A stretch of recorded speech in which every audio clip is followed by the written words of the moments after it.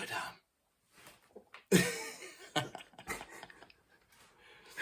Let's go down, baby.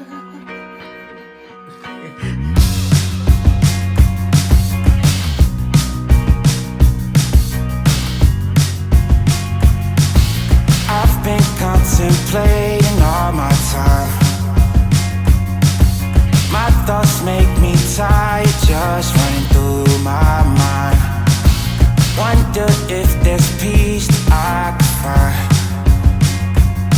instead of always being on the grind. I need a new purpose, I'm looking for so much more. Don't leave me here searching, you're just what I'm longing for.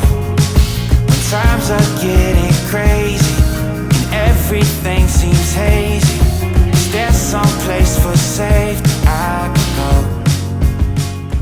So I've been trying to justify buying a lighter, and now I left the house and I forgot to buy one. So I get to buy one. But obviously there's so many, so it's hard to decide which lighter to buy. That was really hard, but I managed to only buy one. Run away into your escape. Run away, you're never too far to run. Run away into your escape. Run away.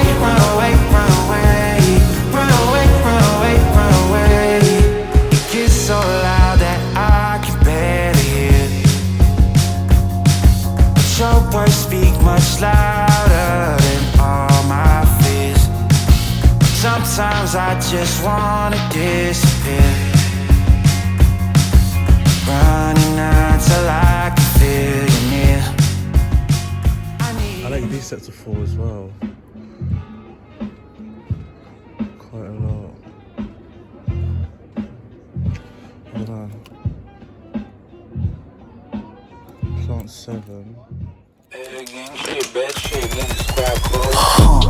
Drip Eliante, pulling up, feeling like Harry Belafonte. Look at my racks, feel like Serena went from the back. And that's damn complete. Well, that was really fucking fun. Now I've got work in 4 hours. Work. I'm working until Saturday, so hopefully I'll get another episode in by this Sunday. So let's let the week go. Back to it, back to work. $150, I be at the strippy club. Whiskey sippy cup, I be on like Disney Plus. Empress New Grove, all my cheese blue. Bitch got a twin and she let me hit it. Hold up. Freaky little mommy wanna suck me till I sleep. I can't even lie, yeah, she being a little creep. Now she wanna airdrop me, pick double D's. And she don't charge a fee, they for free. Drip Eliante, pulling up, feeling like Harry Belafonte. Look at my racks, feel like Serena went from the back. Swing. This one's kind of come out of nowhere. I messaged a guy a few days ago who I met a few weeks ago at that MOT event.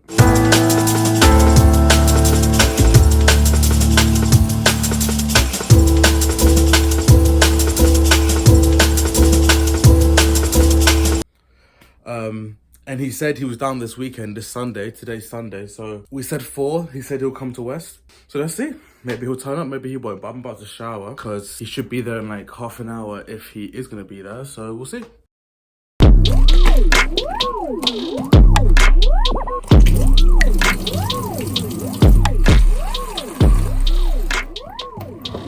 He said he's at the station now, so I'm going to meet him. Episode 8. Let's go.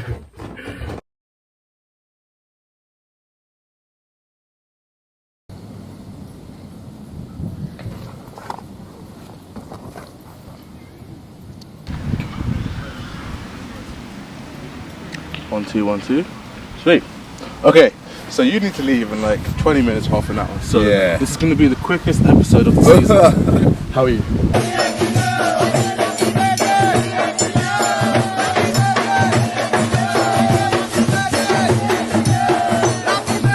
I'm good, man. We're gonna have to swap the.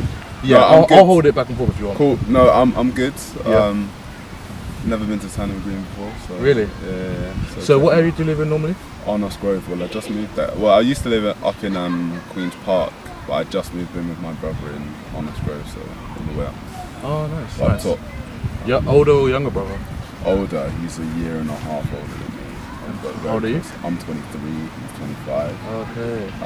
So very close in age. Nice. But it's a lot of fun. Yeah. Me and my brother were about 2 years apart. I'm 25, he's 28.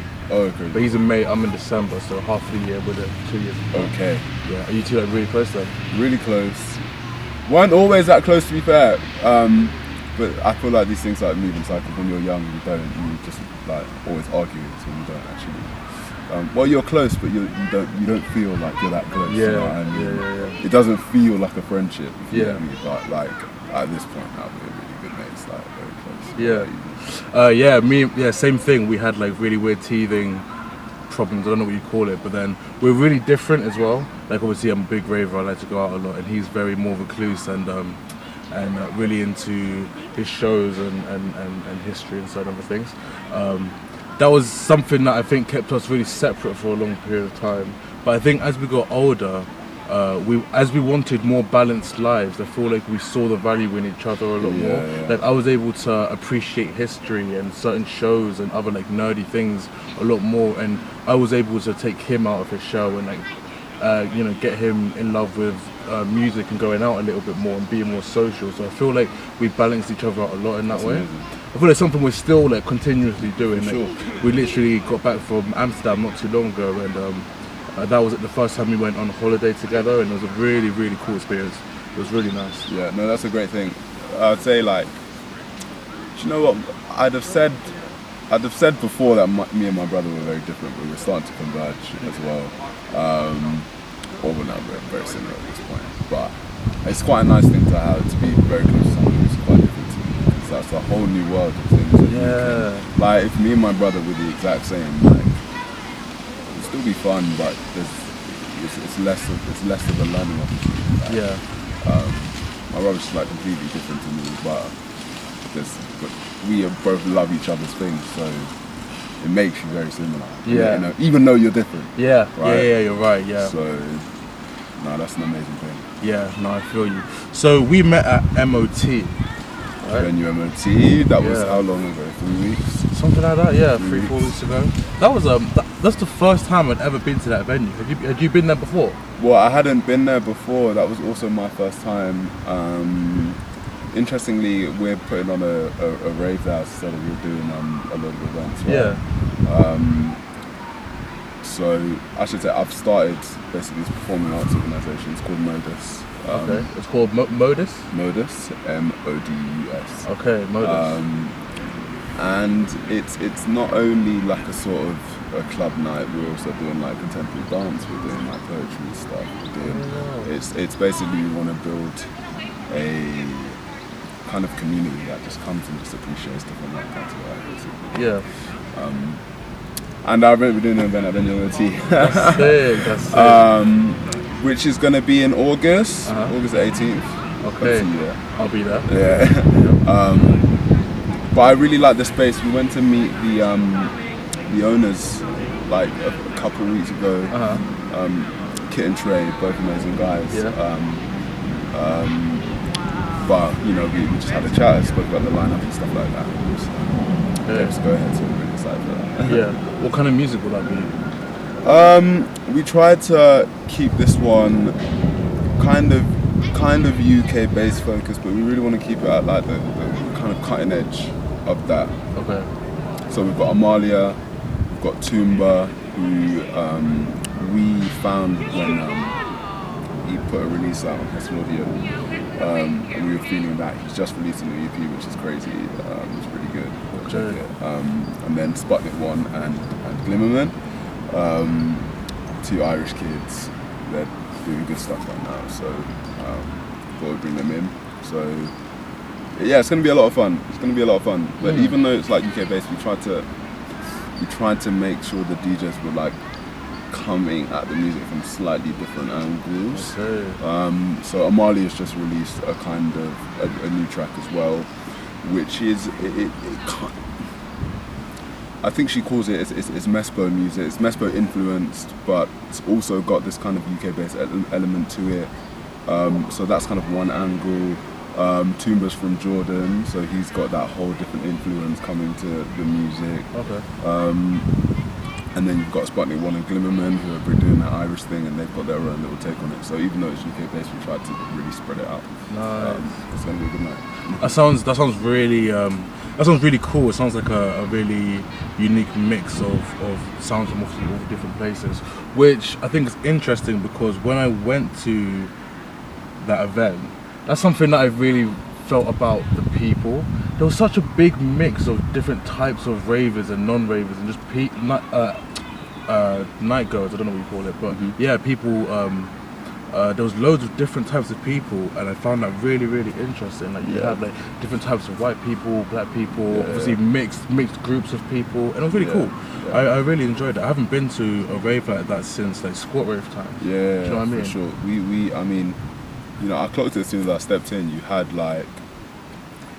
kind of the emo crew. The fucking LGBT crew in there. You had the black crew, the white crew, and everyone was just mixing up. Had like the geezer lot and everyone. You had the geezers. You had everyone. Yeah, it's true. And you know what? That was half of the reason why we wanted to do our event at the NTKY so much, because I don't know how they've managed it, but they've just managed to sort of get this mix of people, and that's my favourite thing. I think a lot of the issues in London right now tend to be you have sort of black spaces here, you have white spaces here, you have queer spaces here. For real. And whilst it's important to be able to like sort of party with your own people and feel safe, feel free, feel at home. For me, it feels even better to be mixed up with everyone and still feeling at home. You know what I mean? So that's the way I look at things. Yeah. So that's why I love the NTKY. And that's the energy we're going to try and bring with that party. But yeah, it's a great spot. That's fucking sick. A good friend of mine, Che, he drum and bass DJ. He's killing it at the moment. He's got a lot of good people around him. He's DJing a bunch of events last year and this year, but he's hoping to do another one as well. And when I went to that venue, I thought the exact same thing. Yeah. So maybe I could talk to you about that later on, and we can 100%. maybe put me in contact with the people. 100%. That'll be sick. What you're saying about the joy of mixing with people that are so different with you, and like them having so much to learn, it's pretty much what we're saying about our relationships with our older brothers, how they're so different, but how you can rejoice in that and enjoy that and appreciate your differences. And I feel like that's what happens in a really good rave, where you have all these different types of people from different demographics looking and feeling different and having different moves, but just enjoying this one thing that we have in common, which is that we love dirty bass up in our chest. Do you know what I mean? Yeah, no, fully agree. I think it's an amazing thing, and I think it's something that you don't get very often. Yeah. And it's a hard thing to cultivate, because unless you have a sort of social environment where you're plugged into the crews in all those different circles, it's hard to get everyone to come together. And it's a difficulty that we're having right now, because we're thinking about, you know,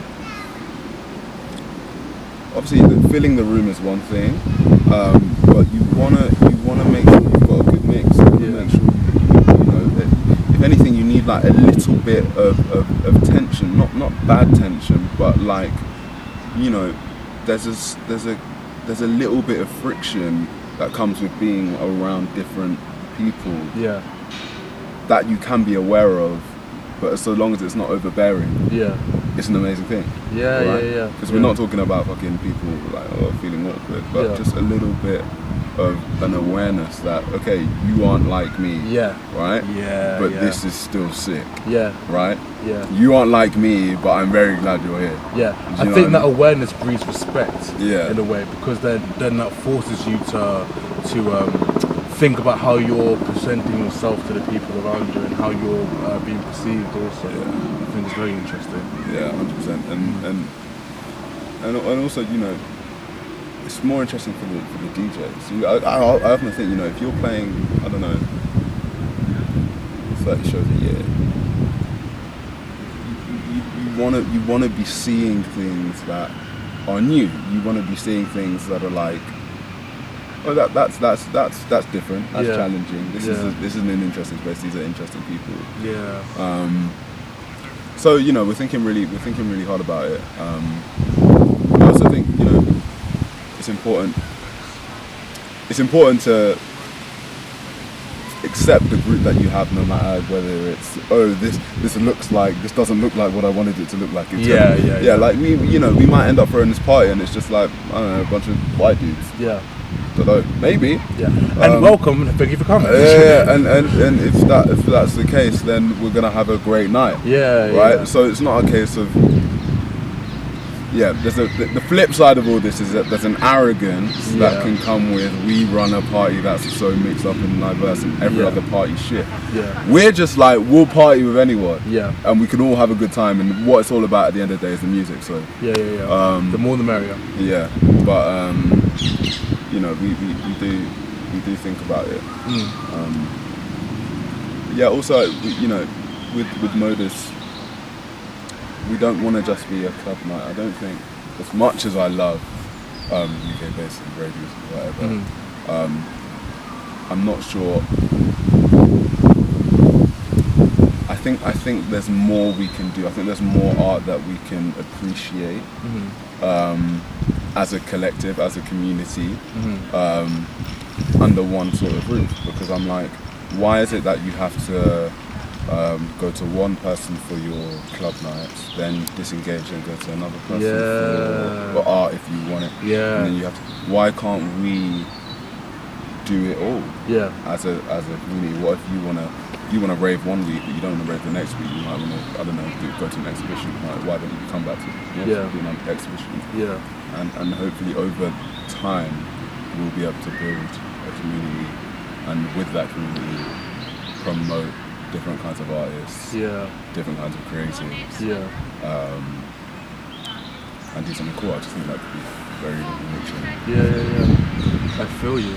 I feel like it speaks a lot to how any person or company trying to establish themselves nowadays feels like they have to stick to such a specific niche or thing that's saying so that people almost feel comfort, like this is what we do. When you come here, you can expect this, and I think it falls into everything being marketable and easily packaged and sold to. So if you can plainly say that this is what we do and this is what we sell, even with events, you go like, this is our events. You will offer this kind of music. You'll hear these kind of drops, and it'll be this kind of vibe, and that'll be it.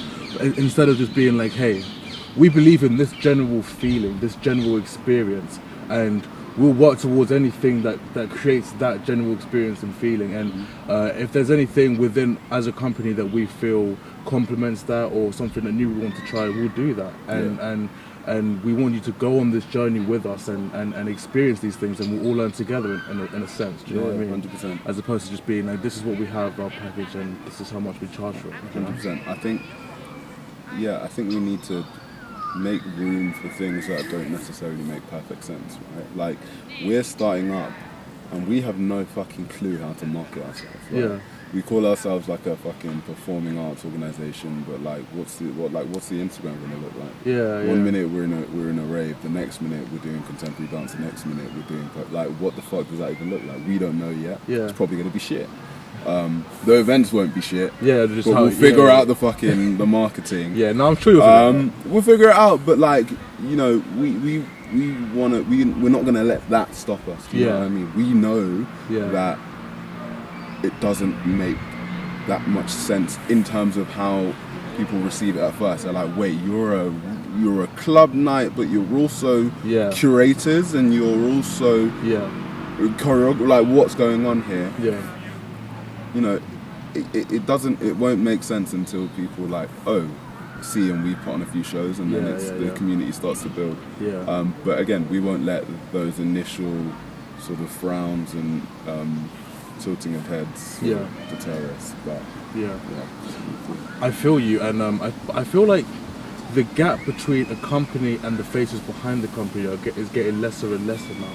And I think because of that, people are able to comprehend the fact that these are people making decisions, especially now that there's more independent companies and things starting up than ever. I feel like people are starting to understand more that the decisions that a company are made that a company makes are based on a group of people thinking what they all believe in. Obviously, you've got corporate companies where it's just about whatever makes the most profit. But something like yourself, like what you're doing, I feel like people will recognize the people like yourself behind it a lot more and be more willing to fuck with you guys whenever you make big decisions, because they realize that you're not just doing it to make a profit or because you've run the analytics and it's the best move forward. You've done it because you've all had a conversation and thought, do you know what, I think this will genuinely be really fun, and I think we'll have a lot of fun doing it, and I think people will appreciate it. Yeah. You know? I mean, what we're doing does not make sense from a profit perspective. Yeah. This thing is not gonna make a fucking penny. Do you know what I mean? Like, but you know, that's not the mission. That's not the goal. Yeah. And I'm not trying to say that from a bohemian sort of. We don't need fucking profit. Right? Right. It's just not what we're trying to do. Yeah. But I don't know. I think with these kinds of things, you just got to sort of let go of ideas of how does it make sense. Okay, and maybe it has to make sense financially, as in you can't just like spend all of your body. It's spend all Yeah, I mean it can't hinder you. In It 6 can't months, hinder you financially, right? So there's a level of, you know, we need to make this work so that we can fucking survive and continue. But with these kinds of things, a sort of profit-making approach is probably gonna hamstring you. Yeah. Right? Because it changes how you think about the creative sort of process, right? Yeah, exactly. Very simply, just from the idea that if you might want to hire a certain DJ, but their fee is this, and if you want to make this more profit, you can't. That's very simple. Yeah.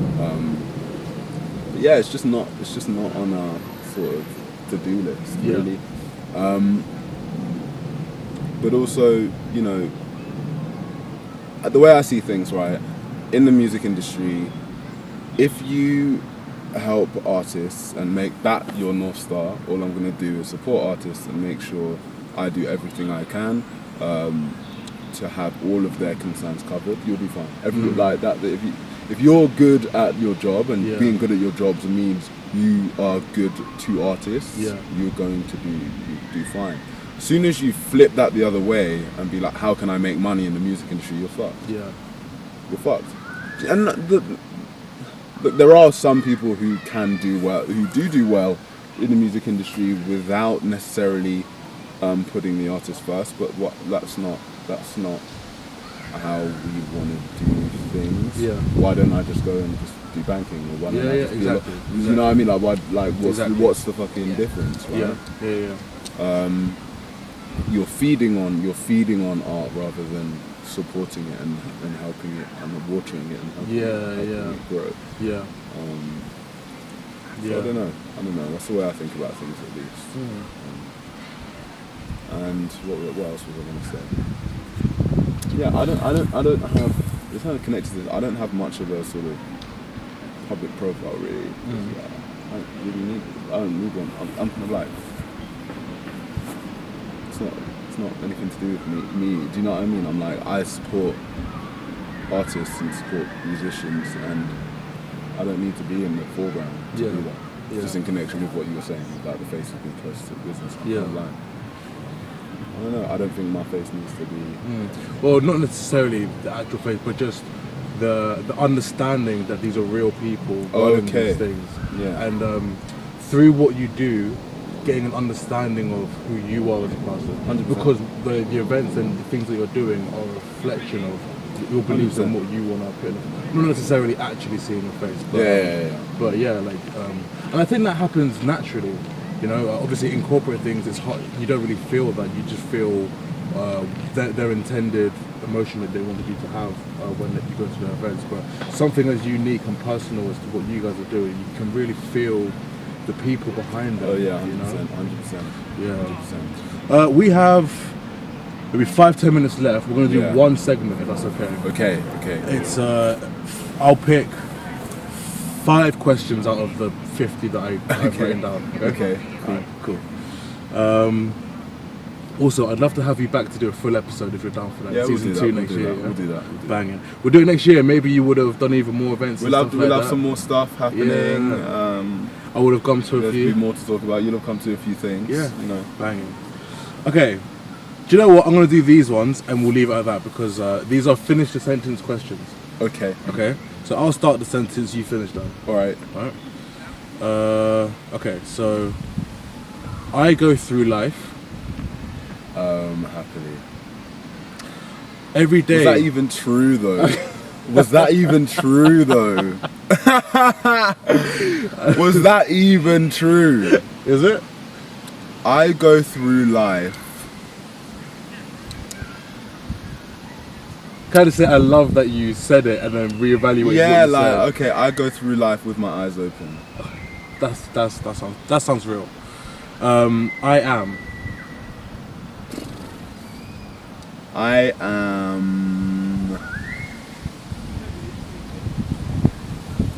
am figuring it out. I like that. Every day I wake up with the intention of Bringing it. last one. When I think about my life, I say to myself,